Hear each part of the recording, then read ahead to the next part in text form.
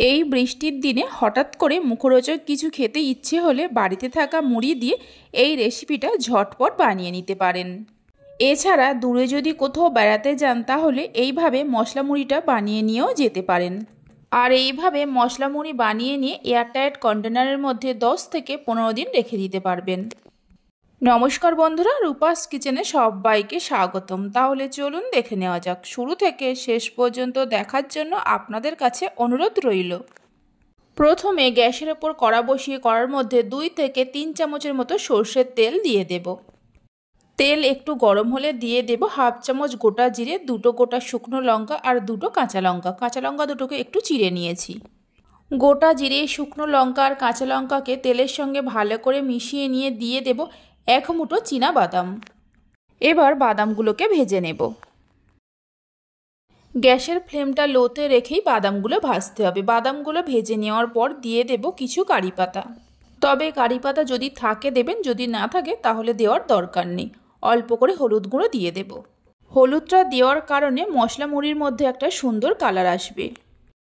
কারি পাতাটা দেওয়ার পর লো ফ্লেমে 1 মিনিটের মতো ভেজে নেব। তারপর এর মধ্যে দিয়ে দেব মুড়ি। এখানে 2 কাপের মতো মুড়ি আছে, তবে মুড়ির পরিমাণটা আপনারা নিজেদের প্রয়োজন মতো বাড়িয়ে কমিয়ে নিতে পারেন।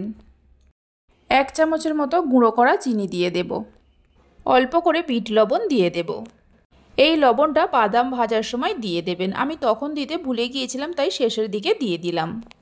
লো ফ্লেমে সব কিছুকে খুব ভালো করে মিশিয়ে নেব। এইভাবে একবার মশলা মুড়িটা বানিয়ে দেখতে পারেন। খেতে খুবই ভালো হয় আর বানাতে খুব বেশি সময়ও লাগে না।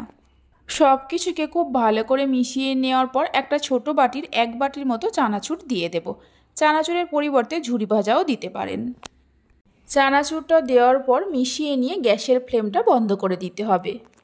রেসিপি ভালো লেগে থাকলে অবশ্যই একটা লাইক করবেন, বন্ধুদের সঙ্গে শেয়ার করবেন। ভালো লাগলে চ্যানেলটি সাবস্ক্রাইব করে পাশে থাকা বেল আইকনটি প্রেস করবেন নতুন রেসিপির আপডেট পাওয়ার জন্য।